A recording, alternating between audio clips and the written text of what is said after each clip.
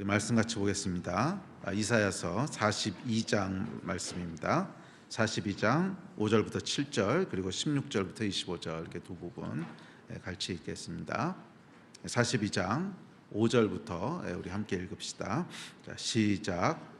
하늘을 창조하여 펴시고 땅과 그 소산을 내시며 땅 위의 백성에게 호흡을 주시며 땅에 행하는 자에게 영을 주시는 하나님 여호와께서 이같이 말씀하시되 나 여호와가 의로 너를 불렀은즉 내가 내 손을 잡아 너를 보호하며 너를 세워 백성의 언약과 이방의 빛이 되게 하리니 내가 눈먼 자들의 눈을 밝히며 갇힌 자를 감옥에서 이끌어내며 흑암에 앉은 자를 감방에서 나오게 하리라. 자, 16절부터 읽습니다. 시작. 내가 맹인들을 그들이 알지 못하는 길로 이끌며 그들이 알지 못하는 지름길로 인도하여 암흑이 그 앞에서 광명이 되게 하며 구분대를 곧게 할 것이라. 내가 이 일을 행하여 그들을 버리지 아니하리니 조각한 우상을 의지하며 부어 만든 우상을 향하여 너희는 우리의 신이라 하는 자는 물리침을 받아 크게 수치를 당하리라. 너희 못 듣는 자들아 들으라. 너희 맹인들아 밝히 보라. 맹인이 누구냐? 내 종이 아니냐? 누가 내가 보내는 내 사자같이 못 듣는 자겠느냐? 누가 내게 충성된 자같이 맹인이겠느냐? 누가 여호와의 종같이 맹인이겠느냐? 내가 많은 것을 볼지라도 유의하지 아니하며 귀가 열려 있을지라도 듣지 아니하는도다. 여호와께서 그의 의로 말미암아 기쁨으로 교훈을 크게 하며 존귀하게 하려 하셨으나 이 백성이 도둑 맞으며 탈취를 당하며 다 굴속에 잡히며 옥에 갇히도다. 노략을 당하되 구할 자가 없고 탈취를 당하되 되돌려주라 말할 자가 없도다. 너희 중에 누가 이 일에 귀를 기울이겠느냐? 누가 뒤에 올 일을 삼가 듣겠느냐? 야곱이 탈취를 당하게 하신 자가 누구냐? 이스라엘을 약탈자에게 넘기신 자가 누구냐? 여호와가 아니시냐? 우리가 그에게 범죄하였도다. 그들이 그의 길로 다니기를 원하지 아니하며 그의 교훈을 순종하지 아니하였도다. 그러므로 여호와께서 맹렬한 진노와 전쟁의 위력을 이스라엘에게 쏟아부으심에 그 사방에서 불타오르나 깨닫지 못하며 몸이 타나 마음에 두지 아니하는도다. 아멘. 이사야서 말씀을 살펴보고 있습니다. 좀 갭이 길어가지고 우리 지난주에 뭐 했는지 아마 잊어버리셨을 텐데 지난번에 그러니까 이사야서 42장 말씀 살펴보고 있습니다. 자, 이사야서를 읽을 때 우리가 어떤 관점을 가지고 읽어야 될까? 사실 이사야서뿐만이 아니라 성경의 모든 부분이 마찬가지인데 어떤 관점을 가지고 읽어야 될까? 사실 이사야서는 세 가지 관점을 가지고 읽어 나가야 됩니다. 첫 번째 관점은 뭐냐면 하나님은 어떤 분이신가 하는 거예요. 그러니까 이사야서처럼 하나님이 어떤 분이시라고 하는 것을 여러 번 반복적으로 다양하게 예언하고 있는 선지서도 사실 드뭅니다. 그러니까 이사야서는 하나님이 어떤 분이신지를 반복적으로 말씀하고 선포하고 있어요. 그래서 이사야서를 읽을 때는 우리가 하나님은 어떤 분이신가, 하나님은 어떤 분이신가에 그 질문을 던지면서 그 관점을 가지고 읽어야 됩니다. 자, 두 번째는 어떤 관점을 가져야 되냐면 하나님은 어떤 일을 행하시는가 하는 관점입니다.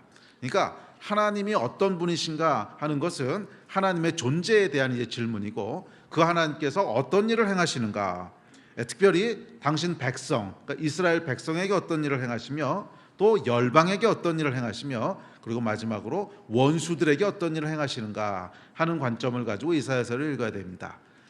그래서 이사야서에 보면 하나님께서 행하시는 일들이 아주 많이 기록되어 있습니다. 특별히 이스라엘에게 무슨 일을 행하시는지, 그리고 열방에게 어떤 일을 행하시는지, 그리고 원수들에게 하나님께서 어떻게 행하시는지 하는 것들이 자세히 기록되어 있습니다. 그래서 이사야서를 읽을 때는 이 두 번째 질문을 던지면서 읽어야 됩니다. 자, 그러니까 하나님께서는 말씀만 하시는 분이 아니라 그 말씀을 행하시는 분이라는 거예요. 그 말씀을 행하시는 분이라는 거예요. 그것은 하나님이 살아계신 하나님이시기 때문에 그렇습니다. 그래서 우리가 하나님은 이런 분이시구나 하고 알게 되는 것은 단순히 종교적이고 신학적인 지식을 알게 되는 것이 아니라 그 하나님이 당신의 존재와 성품에 맞게 행하신다는 거예요. 행하신다는 거예요.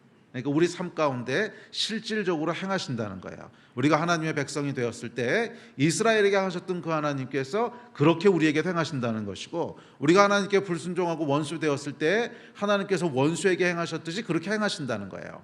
자, 그래서 하나님께서는 그저 말씀만 하시는 분이 아니라 뭐 하시는 분이시라고요? 행하시는 분이시라는 거예요.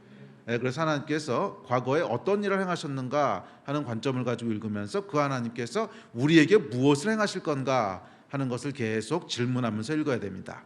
자, 마지막 세 번째, 하나님의 약속은 무엇인가 하는 질문을 가지고 관점을 가지고 읽어야 됩니다. 이사야서에는 단순히 하나님이 어떤 분이시고 무엇을 행하셨는가만 기록되어 있는 것이 아니라 무엇을 행하실 것이다 라고 하는 약속들이 기록되어 있습니다. 그리고 이 약속은 신실하신 하나님께서 그대로 행하실 거예요. 왜냐하면 하나님께서 그 전에 약속하셨던 것들을 다 행하셨거든요. 그것을 기록하고 있는 게 이사야서죠. 그 전에 하나님이 말씀하셨던 것을 그대로 행하신 것을 보라, 이걸 지금 얘기하는 것이지요. 그래서 하나님께서 이사야서를 통해서 약속하신 것도 반드시 행하실 거예요. 우리 삶 가운데 반드시 하나님이 약속하신 일들을 행하실 줄 믿습니다. 자, 그래서 이사야서를 읽을 때는 항상 이렇게 세 가지 질문, 세 가지 관점을 가지고 읽으시기 바랍니다. 뭐라고요? 첫째, 하나님은 어떤 분이신가? 두 번째, 하나님은 어떤 일을 행하시는가? 누구에게? 당신 백성에게, 열방에게, 그리고 원수에게. 일단 마지막 세 번째, 무엇을 약속하시는가 하는 이 세 가지 관점을 가지고 이사야서를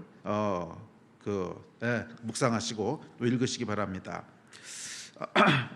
그 요한복음이 예수님은 누구신가에 대한 책이라면 이사야서는 여호와 하나님은 누구신가에 대한 책입니다. 그래서 참 우연치고는 그렇죠. 저희가 올해 이제 이 요한복음과 이사야서를 집중적으로 살펴보고 있는데, 뭐 사실은 이 주제가 이렇게 일치할 거라고 생각해서 고른 건 아니었어요. 그냥 기도하면서 하나님 감동을 주셔서 이제 시작한 건데, 뭐 해놓고 보니까 두 책이 다 뭐예요? 하나님은 누구신가에 굉장히 포커스하고 있는 책입니다. 물론 성경 전체가 하나님은 어떤 분이신가에 대한 책이긴 하지만 그 중에서도 구약에서는 이사야서, 또 신약에서는 요한복음이라고 하는 책이 여호와는 누구신가, 예수님은 누구신가라고 하는 것을 중점적으로 이렇게 질문을 던지고 있는 책입니다. 자, 그래서 어쩌면 올해 2023년도에 하나님께서 저에게 주시는 말씀이라고 믿습니다. 하나님이 누구신지에 집중하라는 거예요. 하나님이 누구신지에 집중하라는 거예요. 주변에서는 많은 일들이 일어나고 또 우리 삶 가운데 많은 일들이 벌어지고 있지만 그것에 우리의 눈을 두는 것이 아니라 어디에 집중해야 된다고요? 하나님이 누구신가 하는 데 집중하라는 거예요. 예수 그리스도가 누구신가, 거기서 눈을 떼지 말라는 거예요. 우리의 눈과 귀가 항상 어디에 맞춰져 있어요? 하나님은 누구신가 하는데 맞춰져 있으라고 하는 것입니다. 그랬을 때 우리 삶의 모든 일들이 제자리를 잡아가기 시작할 겁니다. 아멘. 우리 삶의 모든 일들이 제자리를 잡아가기 시작할 거예요. 사실 우리 삶이 무너지고 삶의 질서가 없어지고 삶에 어려움이 생기고 문제가 생길 때 보면 항상 거기서 우리가 뭐를 놓치고 있냐면 하나님은 누구신가 하는 걸 놓치고 있어요. 그래서 우리의 시선과 우리의 귀가 하나님은 누구신가 하는 것, 그리고 그분이 무엇이라고 약속하셨고 무엇이라고 말씀하시는가 하는 것을 놓칠 때 우리 삶의 질서들이 무너져요. 또 삶이 무너져요. 관계들이 무너져요. 그래서 우리 삶이 어지러워지고 혼란스러워지고 당황스러워지는데, 그러면 사실 우리가 빨리 그 원인이 무엇인지를 알아야 됩니다. 원인은 뭐예요? 하나님이 누구신가라고 하는 관심으로부터 이게 포커스가 빗나간 거예요. 그런데 그렇지 않고 계속 문제에 집중을 합니다. 계속 상황에 집중을 합니다. 이 상황을 어떻게 해결하나, 이 문제를 어떻게 해결하나, 거기에 계속 집중하면 문제는 더 어려워집니다. 그리고 더욱 해결되지 않습니다. 그래서 우리는 항상 어디에 집중해야 돼요? 여호와 하나님은 누구신가? 그분이 무엇을 행하셨는가? 무엇이라고 약속하셨는가? 하나님을 아는 것에 집중해야 됩니다. 거기서 우리 시선을 떼면 안 돼요. 그랬을 때 우리 삶의 모든 문제들은 정말 하나씩 자리 잡아가게 될 거예요. 하나님의 행하시는 일들을 보게 될 거예요. 아멘. 그래서 성경이 뭐라 그래요? 여호와를 알라, 힘써 여호와를 알라 그러잖아요. 힘써 여호와를 아는 그런 여러분 되시기를 바랍니다. 여호와 하나님께 지금 집중해야 될 때입니다. 그분의 말씀에 귀를 기울여야 될 때입니다. 예, 그러니까 그분께 집중한다고 하는 게 무슨 뜻이에요? 그분의 말씀에 귀를 기울인다는 거죠. 하나님은 말씀이시거든요. 예, 말씀이시거든요. 그러니까 여호와께 집중한다고 하는 것은 뭐냐면 그분의 말씀에 귀를 기울인다는 거예요. 그래서 올해 주신 말씀이 뭐예요? 하나님의 말씀이 임하는 해잖아요. 그러니까 이 하나님의 말씀이 우리 가운데 들려지고 임하기 위해선 하나님께 집중해야 돼요. 예, 그 일에 집중했을 때 여호와의 말씀이 임하는 은혜가 있게 되기를 주의 이름으로 축원합니다. 자, 이런 관점을 가지고 오늘 42장 본문 말씀을 살펴보도록 합시다. 자, 먼저 5절입니다. 5절 같이 읽읍시다. 시작.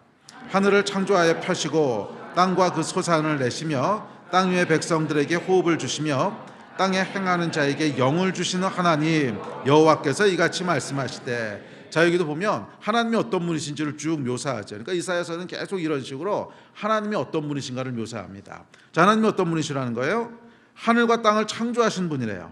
하늘을 창조하여 펴시고 땅과 그 소산을 내시며 땅 위의 백성에게 호흡을 주시고 또 뭐죠? 영을 행하는, 땅에 행하는 자에게 영을 주시는 그 하나님이시라는 거예요. 자, 하나님께서는 모든 피조물은, 모든 땅과 하늘과 이 땅에 있는 모든 것들은 하나님께로부터 말미암았습니다.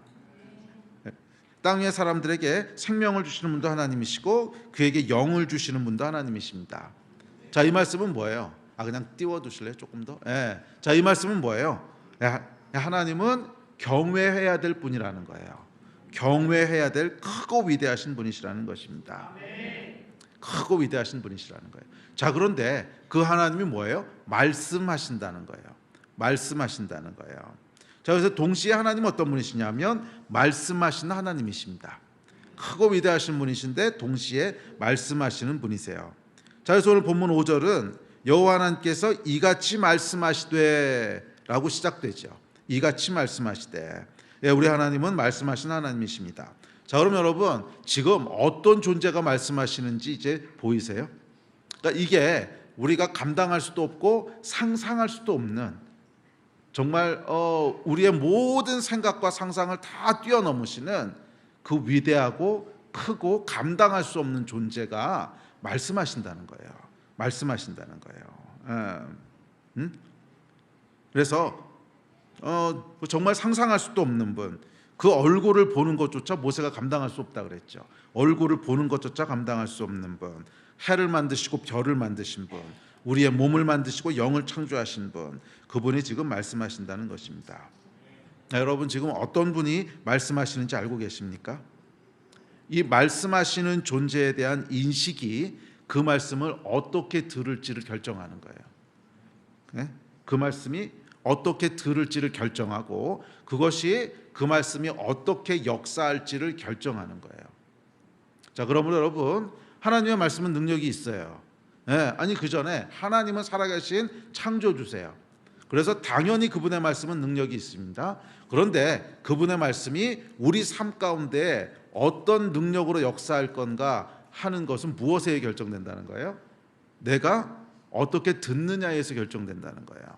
지금 말씀하시는 분이 누군가 하는 것을 인식할 때 그것이 역사한다는 거예요. 그것은 비단 하나님의 말씀뿐만이 아니라 그냥 일반적인 우리 삶에서도 마찬가지입니다. 그러니까 예를 들어서 노벨 경제학상을 탄 사람이 경제 전망에 대해서 얘기하는 것을 듣는 것과 방구석 전문가가 얘기하는 경제 전망을 듣는 것은 듣는 태도가 다르죠.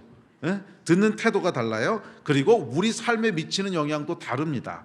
노벨 경제학상이 탄 사람이 뭐라고 예측을 하면 그렇게 되겠구나. 그러고 우리가 실제로 거기에 대한 대비를 한단 말이에요. 그런데 그냥 방구석 전문가가 뭐라고 얘기하면 그냥 아이고 재밌네 뭐 그렇게 생각하네 그러고 넘어가지, 그 말이 우리 삶 가운데 별로 임팩트를 주지 않죠. 그 차이가 뭐예요? 그 말하는 존재가 어떤 존재라고 하는 것을 내가 인식하고 있느냐 하는 거예요. 그 존재가 경외할 만한 존재고 큰 존재고 위대한 존재라고 하는 것을 인식하면 그 말을 우리가 다르게 듣는 거예요. 그리고 그 말씀이 우리 삶 가운데 다르게 역사하기 시작합니다. 여러분은 하나님의 말씀을 어떻게 듣고 계십니까? 좀 더 구체적으로 성경 말씀을 어떻게 대하고 계십니까? 성경 말씀을 어떻게 대하고 계십니까? 하나님은 하늘을 펴신 분이에요. 반대로 얘기하면 하늘을 접으실 수 있는 분이세요. 기후와 환경을 마음대로 조정할 수 있는 분이세요. 하나님은 땅에 소산을 내신 분이세요. 그러니까 우리에게 필요한 것을 주실 수도 있고 거둬가실 수도 있는 분이라는 거예요. 더욱이 생명을 주신 분이세요. 우리의 생명을 취할 수도 있고 새로운 생명을 주실 수도 있는 분이세요. 그 하나님께서 지금 말씀하신다는 거예요. 그 하나님께서 지금 말씀하신다는 거예요. 절대적인 창조주께서 말씀하신다는 거예요. 들으라 이스라엘, 들으라 이스라엘. 그래서 어떻게 보면 구약 성경 전체의 주제죠. 들으라 이스라엘, 샤마 이스라엘, 들으라는 거예요. 자, 우리는 어떤 마음으로 하나님의 말씀을 듣습니까? 두렵고 떨림으로 무겁게 들어야 되지 않겠습니까? 경외함으로 일어서서 또는 이 머리를 조아리고 말씀을 그렇게 받아야 되지 않겠습니까? 맞아요, 여러분. 말씀의 능력은 그것을 받는 자의 마음의 태도에 달렸습니다. 정말 하나님의 말씀을 하나라도 흘리지 않으려고 그 말씀을 경외함으로 정말 서서 경외함으로 그렇게 받는 사람에게는 그 말씀이 역사해요. 그 말씀의 능력이 역사합니다. 말씀의 능력은 그것을 받는 자의 마음의 태도에 달렸습니다. 그래서 여호와 하나님을 향한 무한한 경외와 존경의 마음으로 말씀을 받을 때 정말 한 구절이라도 흘릴까 봐 막 긴장하며 소중하게 받게 됩니다. 여러분, 오늘날 말씀이 너무 무시되고 있지는 않은지 두렵습니다. 오늘날 말씀이 너무 무시되고 있지는 않은지, 저와 여러분의 삶 가운데 말씀이 너무 가볍게 취급되고 있지는 않은지, 너무 가볍게 듣고 너무 쉽게 잊어버리고 너무 쉽게 어기고, 여러분 사실은 참 두려운 일 아닙니까? 말씀하시는 분이 어떤 분이신데, 하늘을 펴시고 땅과 그 소산을 만드시고 우리의 생명을 주시고 우리의 영을 만드신 분인데, 그분의 말씀을 너무 가볍게 듣고 너무 쉽게 듣고 너무 쉽게 잊어버리고 너무 쉽게 어기고 그러고 있지는 않은지. 사실 말씀을 그렇게 대한다고 하는 것은 말씀하시는 분에 대한 태도지요. 말씀하시는 분에 대한 무시입니다. 말씀하시는 분의 권위에 대한 멸시입니다. 들으라 이스라엘, 너희는 두렵고 떨림으로 들으라. 너희는 내 말을 경청해라. 한 구절이라도 흘려 듣지 말아라. 너희가 살고 죽는 것은 이 말씀을 듣는 것에 달렸다. 그게 여러분 오늘 하나님께서 당신 백성에게 주시는 말씀인 줄 믿습니다. 말씀을 무겁게 듣는 여러분 되시기를 바랍니다. 말씀을 가볍게 대하지 마십시오. 말씀 한 구절이라도 가볍게 대하지 마세요. 그 말씀을 정말 마음을 담아서 듣고 그 말씀에 순종하고 그 말씀을 정말 소중하게 기억하는 그런 여러분 되시길 바라요. 거기에 복이 있는 거예요. 거기에 복이 있는 거예요. 그래서 여러분, 구약의 이스라엘 백성은 어떻게 했어요? 이 하나님의 말씀을 잊어버리지 않으라고 여기다 뭐 술도 만들어서 달고 계속 외우고 다니고 정말 애를 쓰지 않았습니까? 그리고 그 말씀을 경외하는 태도가 그 사람들의, 그 민족의 복이 됐고요. 반대로 그 말씀을 가볍게 들었을 때 그 민족에게 저주가 내려왔습니다. 저는 영적인 원리는 똑같다고 믿습니다. 영적인 원리는 똑같다고 믿습니다. 물론 이제 구약은 그 신약은 그러니까 구약은 신약에서 일어나는 것들의 어떤 모형이죠. 그러니까 모형이라고 하는 건 뭐냐면 그곳에서 일어나는 일들이 신약에 그대로 반복된다기보다는 그런 원리를 통해서 영적으로 반복된다고 보는 거죠. 그래서 이제 모델이라고 보는 건데, 그래서 맞아요, 여러분. 우리가 하나님의 말씀을 정말 무겁게 대하고 신실하게 그 말씀 앞에 설 때 우리는 영적인 복을 누리게 되는 거예요. 우리의 영이 충만해지는 거예요. 여러분, 성령 충만해지는 비결은 단순합니다. 하나님의 말씀을 경외함으로 받으면 성령 충만해져요. 하나님의 말씀을 경외함으로 받으면 우리의 영이 깨어나고 살아납니다.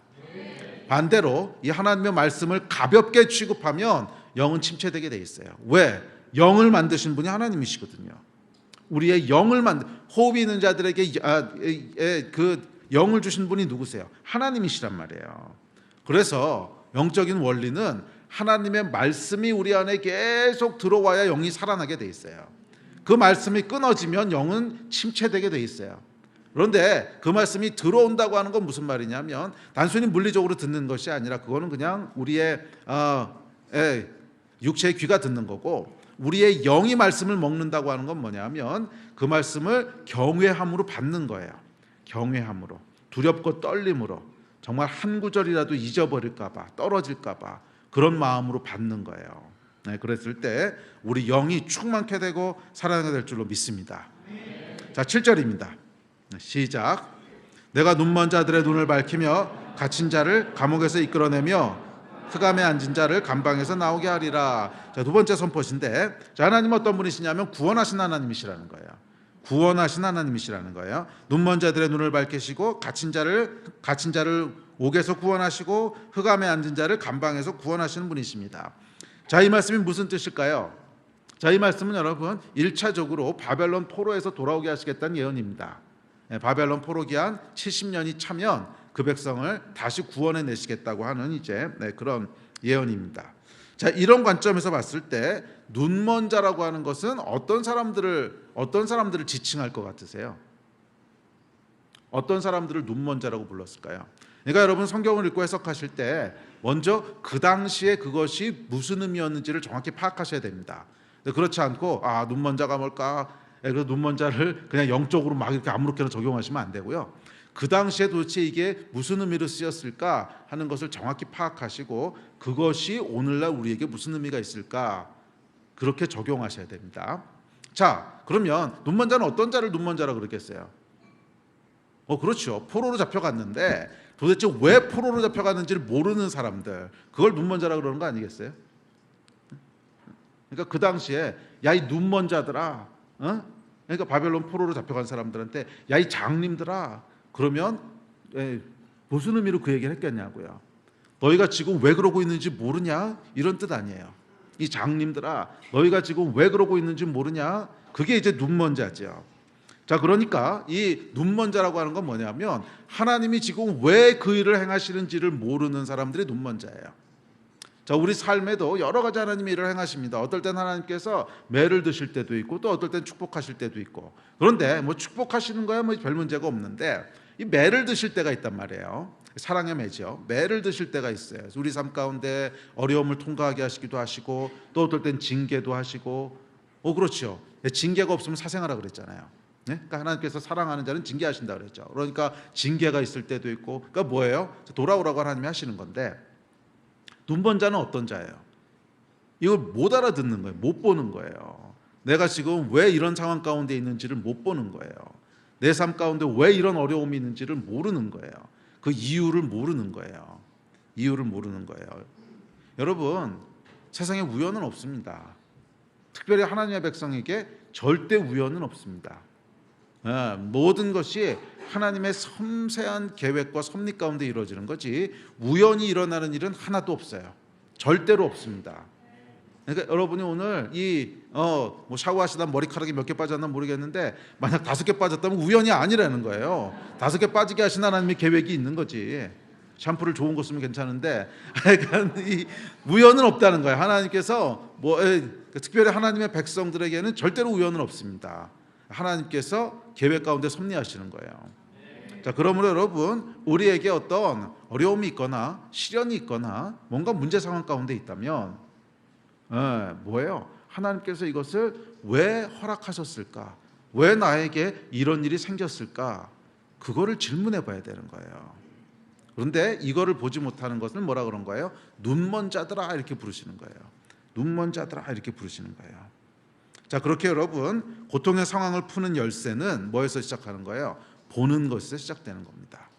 보는 것에서. 바벨론 포로된 이유가 무엇인가? 이걸 봐야 되는 거예요. 그것은 여러분 불순종 때문 아니었습니까? 우상을 섬긴 것 때문 아니었습니까? 그리고 더 근본적으로는 하나님의 말씀을 무시한 것 때문 아니었습니까? 우상 섬기지 말라 그러셨잖아요. 순종하라 그러셨잖아요. 그 말씀을 무시한 것에서부터 그 결과 우리는 바벨론 포로라고 하는 고통의 시간을 통과하게 됐습니다.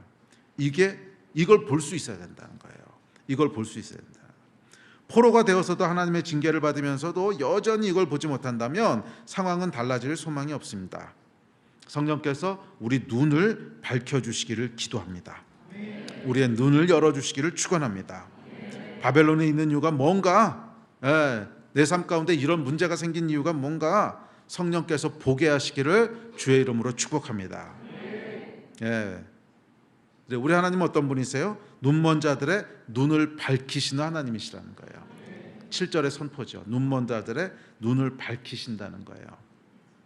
현대교회의 비극 중에 하나는 이 보는 능력이 현격하게 떨어진다는 거예요. 이게 점점 그렇게 되는 것 같아요. 점점 그렇게 되는 것 같아요. 과거보다도 훨씬 그 능력들이 떨어져 가는 것. 그러니까 과거보다도 영적인 시력들이 훨씬 안 좋아졌어요. 뭐 과거에도 우리가 다 본 건 아니죠. 실수도 많이 하고 그랬지만 그래도 과거에는 말이에요. 조금 어려움이 있으면 빨리빨리 회개를 했습니다. 아이쿠 하나님 잘못했습니다. 아이쿠 하나님 돌이킵니다. 하여간 우리를 자기 스스로를 볼 수 있는 능력이 현재보다는 훨씬 낫던 것 같아요. 그런데 시간이 지날수록 우리가 스스로를 돌아볼 수 있는 능력이 현격하게 떨어지는 것 같아요. 그게 뭐예요? 영적으로 침체되어 간다는 거죠. 한 사회가 영적으로 침체되어 간다는 뜻일 거예요. 보지 못하는 거예요. 자기 모습을 보지 못해요. 계속 다른 사람들을 핑계대요. 계속 환경을 원망해요. 자기 모습은 보지 않아요. 거기서는 여러분 아무런 소망이 없습니다. 그렇게 해서는 아무런 소망이 없어요. 처음 해야 될 게 뭐예요? 눈 떠서 보라는 거예요. 너희가 지금 왜 바벨론에 있는지 눈을 떠서 보라는 거예요. 이걸 보는 것으로부터 우리가 시작하게 됩니다. 아멘. 오늘 성령께서 여러분의 눈을 열어주시기를 주의 이름으로 축원합니다. 둘째, 갇힌 자를 감옥에서 끌어내신답니다.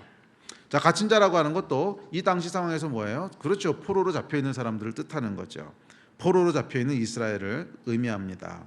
자, 하나님의 말씀을 무시할 때 우리는 자유를 빼앗기고 갇힌 자가 됩니다. 죄의 노예가 된다고 성경은 얘기합니다. 로마서 같이 볼까요? 시작. 이제는 그것을 행하는 자가 내가 아니요 내 속에 거하는 죄니라.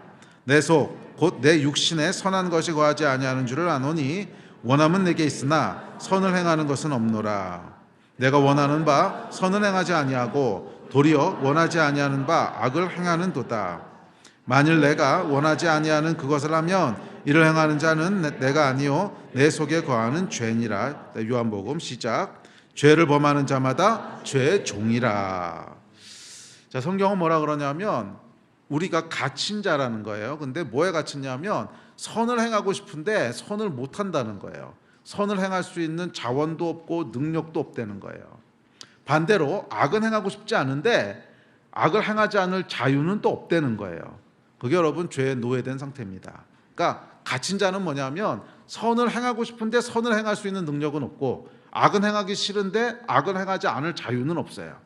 그게 갇힌 자입니다. 근데 이게 언제 갇힌 자가 되냐면 하나님의 말씀을 무시할 때 우리는 죄의 종이 된다는 거예요. 죄의 노예로 갇히게 된다는 거예요. 말씀에는 능력이 있습니다. 그 능력은 뭐냐면 우리에게 선을 행할 수 있는 능력을 주는 거예요. 그러니까 하나님의 말씀은 우리가 원하는, 그러니까 첫째는 선을 원하게 하시고 그리고 그 선을 행할 수 있는 능력을 주십니다. 사실 우리가 예수 그리스도를 믿고 거듭나는 순간 우리 안에는 선을 행하고자 하는 마음이 부어져요. 그렇죠. 하나님 뜻대로 살고 싶은 마음이 있어요. 여러분 전부 있으시잖아요. 선을 행하고 싶은 마음이 있어요. 그런데 바울이 뭐라 그랬냐면 내 안에 두 법이 막 싸운다는 거예요. 선을 행하고 싶은 마음도 있는데 또 죄를 짓고 싶은 마음도 있고 이 두 법이 막 싸우고 있다는 거예요, 내 안에. 그런데 하나님의 말씀은 뭐냐면 이 두 법이 싸울 때 선을 행할 수 있는 능력을 주시는 거예요. 그게 하나님의 말씀인 줄 믿습니다. 그래서 주의 말씀을 경청하는 자는 선을 행할 수 있는 능력을 가지게 됩니다. 그런데 반대로 주의 말씀을 무시하는 자는, 주의 말씀을 가볍게 듣는 자는, 그냥 듣고 바로 잃어버리는 자는 어떻게 된다는 거예요? 선을 행할 수 있는 능력이 없어요. 그러니까 악은 행하기 싫은데 그냥 또 이 악을 행하지 않을 자유도 없어요. 그래서 죄의 노예로 살게 된다는 것입니다. 참 가련한 인생이죠. 자, 셋째, 주의 말씀을 무시하는 자가 처할 결과는 흑암에 앉은 자가 된다는 것입니다. 자, 흑암에 앉아 있다고 하는 건 뭐냐면 절망적이고 우울한 상태를 묘사하는 거죠. 그렇죠. 흑암이라고 하는 게 뭐예요? 시커멓고 어두컴컴한데 그냥 쭈그리고 앉아 있다는 거예요. 그 그림을 생각해 보세요. 뭐를 묘사하겠어요? 낙심되고 우울하고 절망적이고 고통스럽고 소망이 없고 허무하고 뭐 그런 거죠. 자, 하나님은 어떤 분이시냐면 우리의 영을 창조하신 분이시거든요. 그래서 아까도 얘기했지만 하나님의 말씀이 우리 영 안에 계속 들어와야 우리 안에 영이 움직입니다. 영이 움직일 때 뭐가 나오는 거예요? 소망이 나오고 즐거움이 나오고 기쁨이 나오고 그게 나오는 거거든요. 그런데 여러분, 영이 이제 눌려 있게 되잖아요. 그러면 100이면 100 사람 마음이 우울해지고 슬퍼집니다. 그래서 제가 한 20몇 년 설교하다 보니까요, 이렇게 앞에서 쫙 훑어보잖아요. 그러면 대충 여러분들의 영적인 상태가 정말 순식간에 스캔되는 거 아세요? 정말 믿거나 말거나. 근데 진짜예요. 제가 정직하게 얘기하면은 저기 그 본당 밖에 계신 분들까지는 못 읽겠어요. 왜냐면 안 보여요, 너무 멀어서. 근데 요 안에 계신 분들은요, 정말 이렇게 쫙 보는 순간 정말 다 읽히는 거 아세요? 영이 살아있을 때랑 영이 침체되어 있을 때는 얼굴 표정부터가 달라요. 얼굴 표정부터가 달라요. 영이 살아있을 때는 어떤 표정인 줄 아십니까? 그 안에 기쁨이 있어요. 피곤할 수는 있어요. 피곤할 수는 있는데 피곤해도 그 안에 이렇게 기쁘면서 피곤한 거랑 막 이렇게 고통스러우면서 피곤한 게 다르거든요. 피곤할 수는 있는데 얼굴이 하여간 달라요. 지금 막 표정 관리들 하시는데 그래서 사실은 제가 코비드 동안에 진짜 어려웠던 게 뭐냐면 다들 마스크를 쓰고 있으니까 안 읽히는 거예요. 이 사람들의 영적인 상태가 어떤지. 근데 지금은 다 보여요. 정말 다 보여서 이게 영이 살아있을 때는 여러분 어떠냐면 얼굴이요 밝아요. 밝고 소망이 있고 기쁨이 있고 그런데 이게 영적으로 침체되게 되면 100이면 100 다 어떻게 되냐면 근심, 염려, 우울, 슬픔. 성령 충만한데 그 상태일 리는 없어요. 절대로 없어요. 성령 충만한데 어떻게 우리 마음이 우울, 슬픔, 낙심, 절망, 이 가능한 얘기가 아니잖아요. 상황이 아무리 어려워도 영이 깨어 있는 사람은요 소망과 기쁨과 그 가운데 살아요. 그래서 얼굴이 달라요. 정말 달라요. 못 믿겠으면 여기 나와서 서봐요. 정말 이렇게 쫙 보면 스캔이 다 됩니다. 뭐가 저렇게 근심이 있지? 딱 다 보여요. 아니 뭐가 저렇게 슬프지? 그래도 가리시려고 마스크 쓰시고 이러시면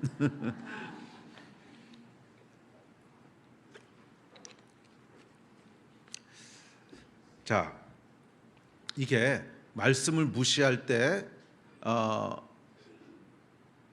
우리가 처하게 되는 상황이 뭐냐면 흑암에 앉아 있게 되는 거예요. 그런데 하나님께서 우리를 구원하신대요. 흑암 가운데서 건져내신다는 거예요. 건져내신다는 거예요.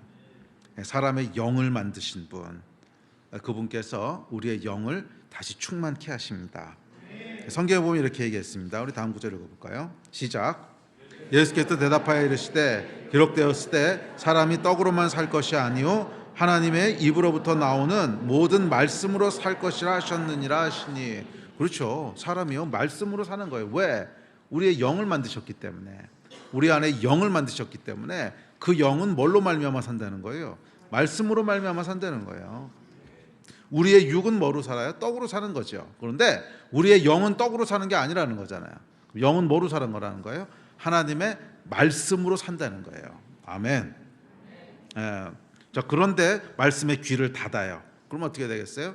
영이 침체되고, 영이 침체되면 어떻게 됩니까? 사람은 흑암에 앉게 돼요.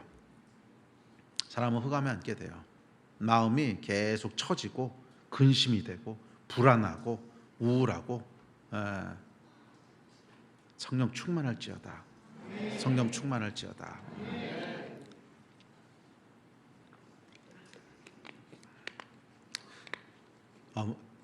물론 우울증이나 이런 병들은 조금 다른 걸 수 있습니다. 오늘 그 얘기하면 너무 길어질 수 있는데 그거는 조금 다른 거예요. 그건 이제 우리 몸에서 분비되는 호르몬이나 도파민이나 이런 게 이제 분비가 밸런스가 잘 안 맞는 건데, 그것은 원인이 영적인 걸 수도 있고 꼭 영적인 게 아닐 수도 있어요. 그것은 그냥 우리 몸에 있는 호르몬 분비의 이제 밸런스가 깨진 거거든요. 그것은 우리 몸에 다른 것도 이제 뭐 그런 병들이 있잖아요. 예를 들면 당뇨라든지 그런 것도 인슐린 분비가 이제 제대로 안 되는 거죠. 뭐 그것하고 사실은 비슷한 거거든요. 근데 그 분비되는 게 단지 이제 뇌에서 우리의 기분에 영향을 미치기 때문에 그렇게 느껴지는 것이니까 뭐 그것 자체를 다 영적인 거다 이렇게 환원해서 해석하지는 마십시오. 그러니까 어떤 거는 그냥 몸의 질병일 수 있어요. 그것도 뇌도 그냥 육체의 일부거든요. 몸의 질병일 수 있어요. 그런데 또 어떤 우울증은 반대로 영적인 데서 온 걸 수도 있어요. 그래서 그것은 그냥 하나로 다 퉁쳐서 넘어가면 안 되고 좀 더 깊게 우리가 들여다봐야 될 필요가 있습니다. 그래서 어떤 것들은 그냥 치료를 해야 될 필요가 있어요. 그러니까 저 같은 경우도 이제 뭐 혈압이 좀 높고 그 조절이 잘 안 되면 그냥 약을 먹고 치료하거든요. 뭐 치료하는 게 아니고 약을 먹고 그걸 조절을 하는 거죠. 자, 그렇듯이 그냥 그 밸런스가 깨진 것이 단지 그냥 뇌라고 하는 특정 부분에서 왔기 때문에 뭐 그런 증상이 나타날 수 있어요. 그래서 그게 영적인 것이 아니라면 저는 그냥 뭐 치유하는 게 옳다고 생각을 합니다. 치료를 받는 게. 근데 또 다 그런 건 아니에요. 어떤 것은 이유가 영적인 걸 수도 있어요. 그래서 먼저 해야 될 건 뭐예요? 봐야 돼요. 그러니까 성령께서 조명해 주셔야 돼요. 자, 그 다음으로 넘어갑시다.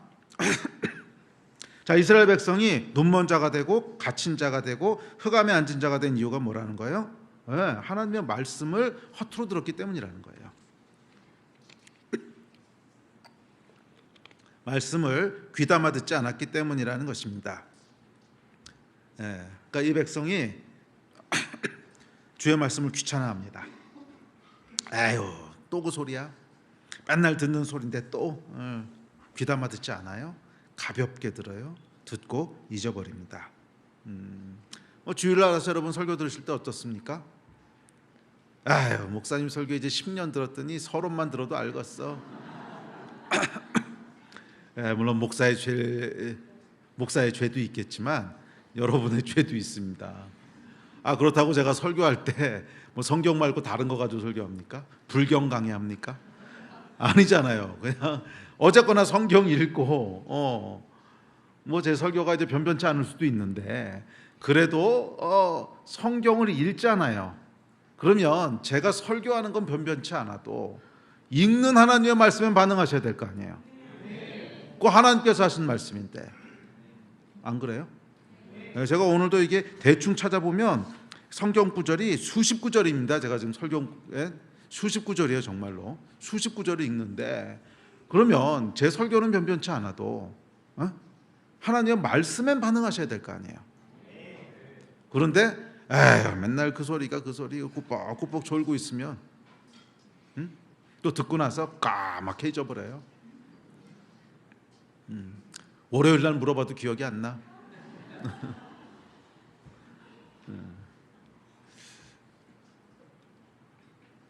사실 여러분 이게 웃을 일은 아닙니다. 사실 웃을 일은 아니에요. 구약의 이스라엘 백성이 바벨론의 포로로 잡혀갔던 근본적인 이유가 뭐라는 거예요? 하나님의 말씀을 듣지 않았기 때문이라는 거잖아요. 가볍게 들었기 때문이라는 거잖아요. 우리 삶에도 여러분 혹시 이것이 있지는 않습니까? 주의 말씀을 가볍게 듣는, 경시하는, 듣고 쉽게 잊어버리는, 이것은 여러분 말씀하시는 분에 대한 경외함이 없기 때문입니다. 자, 18절과 19절이 이 이야기를 합니다. 시작. 너희 못 듣는 자들아 들으라. 너희 맹인들아 밝히 보라. 맹인이 누구냐? 내 종이 아니냐? 누가 내가 보내는 내 사자같이 못 듣는 자겠느냐? 누가 내게 충성된 자같이 맹인이겠느냐?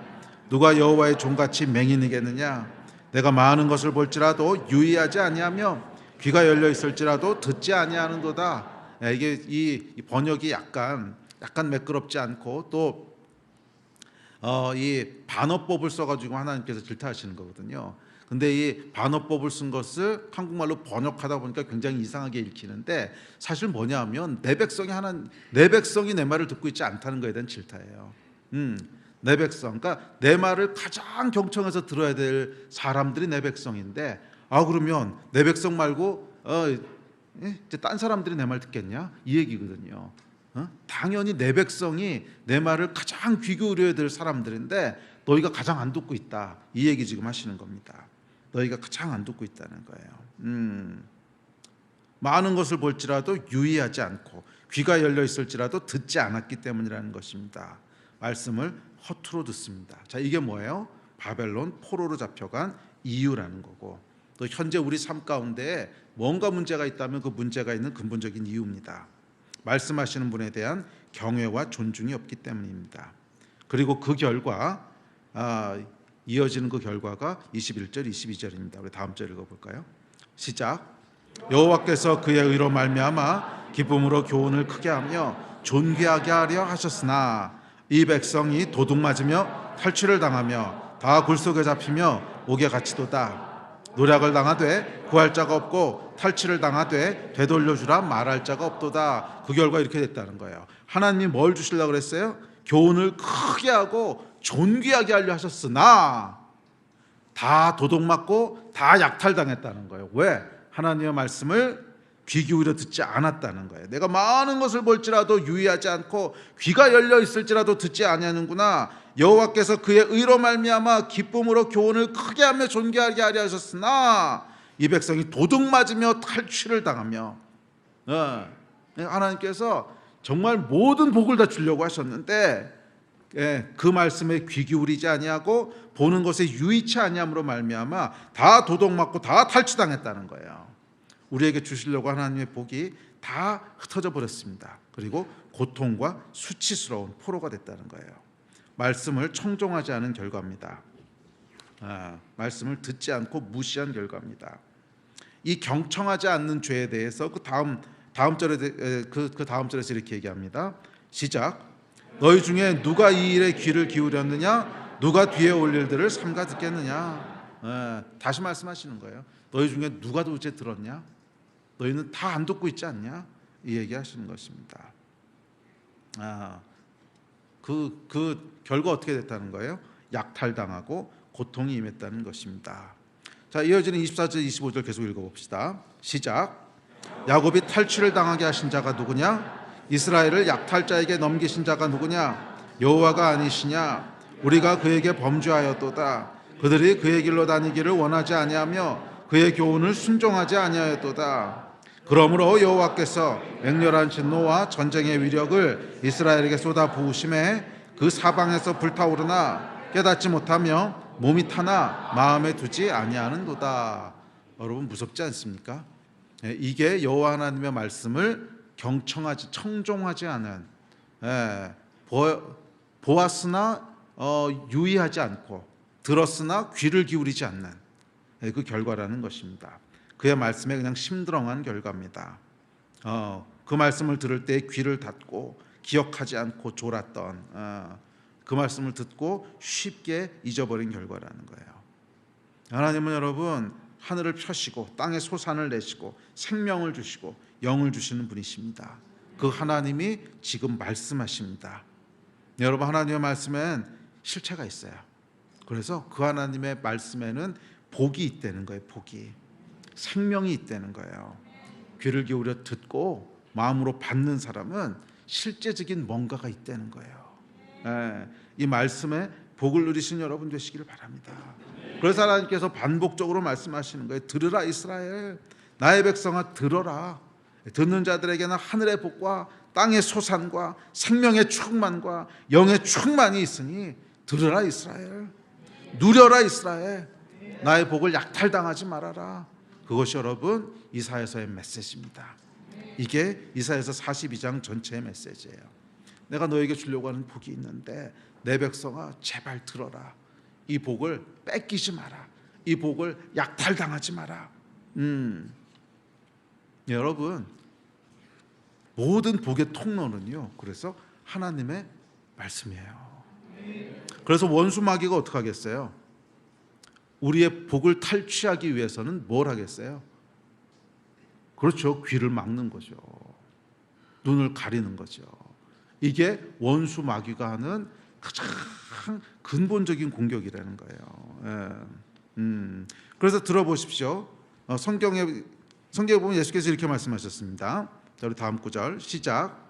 이사야의 예언이 그들에게 이루어졌으니 일렀으되 너희가 듣기는 들어도 깨닫지 못할 것이요 보기는 보아도 알지 못하리라. 이 백성들의 마음이 완악하여져서 그 귀는 듣기에 둔하고 눈은 감았으니 이는 눈으로 보고 귀로 듣고 마음으로 깨달아 돌이켜 내게 고침을 받을까 두려워함이라 하였느니라. 그러나 너희 눈은 봄으로 너희 귀는 들음으로 복이 있도다. 자, 예수님께서 정확히 이사야서 42장 말씀을 가지고 말씀하시는 거거든요.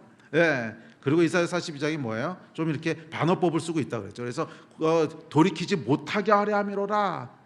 그게 뭐 실제로 너희가 나한테 못 돌아오게 해야지 이게 아니라 지금 반어법을 써서 강조하시는 겁니다. 그러니까 내 백성이 들어야 되고 봐야 되는데 너희가 그렇게 안 보고 있구나. 그래서 못 돌아오고 있구나. 이 얘기하시는 거거든요. 그래서 너희 눈은 봄으로 너희 귀는 들음으로 복이 있도다. 이게 13장 16절이고 그리고 나서 이 비유를 말씀하십니다. 13장 17절입니다. 그 다음 절부터 읽어볼게요. 쭉 이어지는 겁니다. 지금 읽는 게. 시작.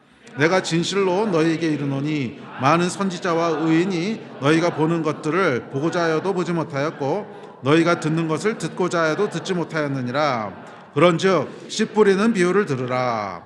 아무나 천국 말씀을 듣고 깨닫지 못할 때는 악한 자가 와서 그 마음에 뿌려진 것을 빼앗나니 이는 곧 길가에 뿌려진 자요 돌밭에 뿌려졌다는 것은 잠시 기쁨으로 받되 그 속에 뿌리가 없어 잠시 견디다가 말씀으로 말미암아 환난이나 박해가 일어날 때에는 곧 넘어지는 자요 가시떨기에 뿌려졌다는 것은 말씀을 들으나 세상의 염려와 재물의 유혹에 말씀이 막혀 결실하지 못하는 자요 좋은 땅에 뿌려졌다는 것은 말씀을 듣고 깨닫는 자니 결실하여 어떤 것은 100배, 어떤 것은 60배, 어떤 것은 30배가 되느니라 하시더라. 아멘.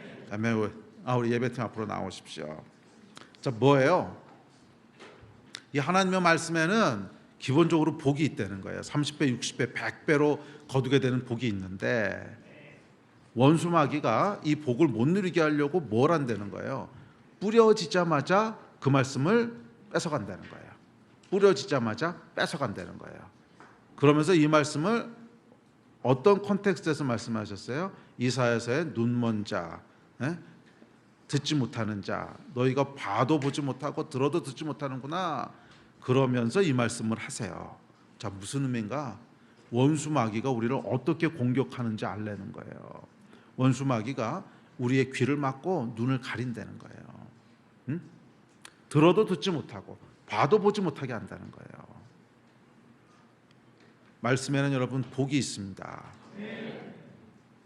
정말 여러분들의 마음을 열고 우리의 그 경외함을 담아서 하나님의 말씀을 들을 때 그 말씀은 우리 삶에 깊게 심기워져서 열매를 맺게 돼요. 그런데 경외함으로 듣지 않으면 결국 마귀가 다 훔쳐간다는 거예요. 그래서 이사야서가 뭐라고 했어요? 약탈당한다 그러잖아요. 야곱이 약탈을 당하며 약탈당한다는 거예요. 여러분 주께서 주시는 복을 약탈당하는 사람이 되지 마십시오. 여러분은 오늘 어떠십니까? 눈이 열려 있고 귀가 열려 있습니까? 주의 이름으로 축복합니다. 영의 눈이 열리고 영의 귀가 열릴지어다. 주의 말씀을 향한 귀가 열릴지어다. 말씀을 들을 때마다 우리 삶 가운데 경외함으로 듣게 될지어다. 말씀을 볼 때마다 우리 마음에 정말 기쁨으로 경외함으로 볼지어다. 말씀을 가볍게 여기는 사람은 그 인생이 절대로 복되지 않습니다. 그 인생이 절대로 복되지 않아요.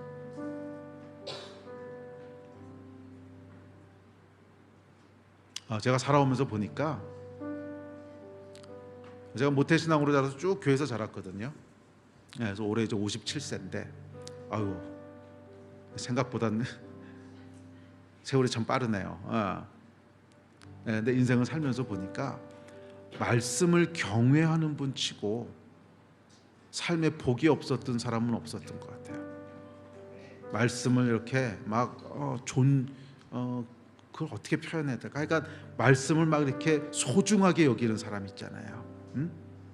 그런 사람 치고 그 인생에 하나님의 복이 없는 사람은 못 봤어요. 그런데 말씀을 가볍게 여기는 사람은요, 말씀을 가볍게 여기는 사람은 정말 이 말씀 그대로예요. 정말 이 말씀 그대로예요. 눈먼 자가 되고 갇힌 자가 되고 흑암에 앉은 자가 돼요. 여러분, 말씀을 경외하는 분들이 되시기를 주의 이름으로 축원합니다.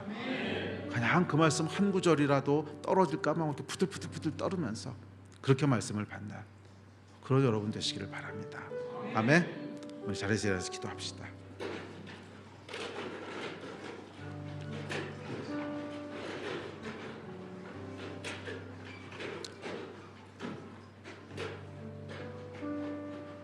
우리 하나님은 구원하신 하나님이십니다.